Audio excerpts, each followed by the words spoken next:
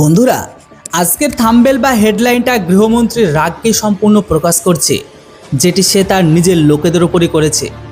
কেননা এই সমস্ত লোকের জন্য সেনাদের অপারেশন করতে এখন প্রবলেম হচ্ছে, আতঙ্কবাদীদের আইডেন্টি পরীক্ষা করতে অসুবিধা হচ্ছে, এমনকি অনেক ক্ষেত্রে এই সমস্ত লোকেদের জন্য সেনাদের প্রাণ পর্যন্ত চলে যাচ্ছে। আর এই কার্যক্রম বছরের পর বছর ধরে চলে আসছে। এই কারণে গৃহ মন্ত্রণালয়কে সব থেকে বড় স্টেপকে ওঠাতে হচ্ছে এখন। আর হয়তো হতেও পারে আপনারা গৃহমন্ত্রীর এই স্টেপটাতে সহমত। চলুন আসল ব্যাপারটা কি আপনাদের বিস্তারিত জানাই, তাই ভিডিওটিকে শেষ পর্যন্ত দেখুন বন্ধুরা, আপনাদের সামনে টাইমস অফ ইন্ডিয়ার একটি আর্টিকেল, যেটিতে স্পষ্ট অক্ষরে লেখা আছে যে গৃহ মন্ত্রণালয় সেনাদের স্পষ্টভাবে জারি করে দিয়েছে যে কারো ঘরে যদি জিহাদি মানে আতঙ্কবাদীদের লুকিয়ে থাকতে জায়গা দেয়, তাদেরকে খাবার দেয়, তাদের অস্ত্রগুলো যদি তাদেরকে দিতে সহায়তা করে, তাহলে কেন্দ্র সরকারের আদেশ এটাই যে সেই সমস্ত লোকগুলোকে, তাদের ঘরগুলোকে, এমনকি সেই সমস্ত জিহাদিগুলোকে সেই ঘরের সাথে সাথে তাদেরকে যেন সেই মাটিতেই পুঁতে দেয়। গৃহমন্ত্রী অমিত শাহের বক্তব্য এখন এটাই যে আমরা এখন এমন কোনো ব্যক্তিদের আর সহ্য করব না যে ভারতে থেকে, ভারতে বসবাস করে, ভারতের লবণ খেয়ে ভারতেরই ক্ষতি করার সাথে সাথে পাকিস্তানকে সাহায্য করবে। গৃহমন্ত্রী এই সমস্ত লোকগুলোকে দুমুখো সাপ বলেছে, আর যে ঘরে থাকে সেই ঘরের মালিককেই কাটে, আর সেই ঘরকে 4 দিনই তাসের ঘরের মতো ভেঙে ফেলে। এই জন্য সময় থাকতে থাকতে তাদের ওপর অ্যাকশন নেওয়া জরুরি, না হলে ভারত ঘরের ভেতরে এই সমস্ত পাকপ্রেমীগুলো যারা আছে তারা ভারতকে ভেতর থেকেই খোকলা করবে। গৃহমন্ত্রী অমিত শাহ হঠাৎ কেন এখন এত বড় স্টেপকে উঠালো যে তারা কারো ওপর রাহেম না করার আদেশ কেনই বা দিল, আর সেনাদেরই বা কেন এর পেছনে তড়িঘড়ি লাগতে বলল, সব কিছু আজকের এই বছরের রিপোর্টেই প্রকাশ হয়েছে।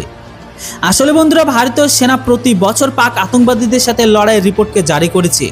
এটিতে কতগুলো পাক জিহাদি ভারতে এসেছে, কতগুলো মারা গেছে, আর কতগুলো তারা এসে জীবিত ফিরে গেছে, আর তাদের সাথে লড়াই কতগুলো গুলি চালিয়েছে, আর আমাদের সেনাই বা কতগুলো শহীদ হয়েছে, আর কতই অস্ত্র বা আমরা সিজ করেছি, আর কতগুলো স্থানীয় লোক বা তাদের সাহায্য করেছে, এদের প্রত্যেকটা ডিটেলস সহ সেনা গৃহ মন্ত্রণালয়ের সামনে প্রস্তুত করেছে। এই সব কিছু ডিটেলস দেখে গৃহমন্ত্রীর মাথা ঘুরে যায়, কেননা বলা হচ্ছে যে জানুয়ারি থেকে শুরু করে সেপ্টেম্বর পর্যন্ত সেনা 45 জন পাক জিহাদিকে হরিফাই করেছে, যেটাতে স্থানীয় লোক তো যুক্ত আছেই। রিপোর্ট অনুসারে টোটাল 45 জন পাক জিহাদিকে এনকাউন্টার করেছে, আর 15 জন পাক জিহাদি ঘন জঙ্গলের সাহায্য নিয়ে পালিয়ে গেছে পিওকেতে।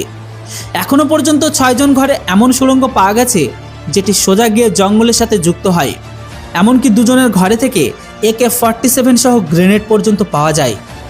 কাশ্মীরের গ্যারেজে চীন পাকিস্তানের স্যাটেলাইট ফোনও পাওয়া গেছে, এমনকি সেনা অনেক আতঙ্কবাদীদের স্থানীয় লোকেদের সাথে কথাবার্তা বলেছে, এই সমস্ত খবরও আছে। এই রিপোর্টের মাধ্যমে এখন এটাই বলতে চাইছে যে কাশ্মীরে পাথরবাজি কম হলেও সেখানকার ভেতরে ভেতরে পাকিস্তানি সমর্থকদের বা সাপোর্টের সংখ্যা অনেক বেড়ে গেছে। কাশ্মীরি 10টা ঘরের মধ্যে 3টি ঘর অবশ্যই এমন পাবেন যারা পাকিস্তানি জিহাদিদের সাথে সম্পর্কে থাকে। পেহেলগাঁও হামলার পরে আমরা 100 দিনে 12 জন পাকিস্তানিকে হরিফাই করেছি, আর এই সমস্ত আতঙ্কবাদীগুলো স্থানীয় কারো না কারো ঘরে অবশ্যই আশ্রয় নিয়েছে।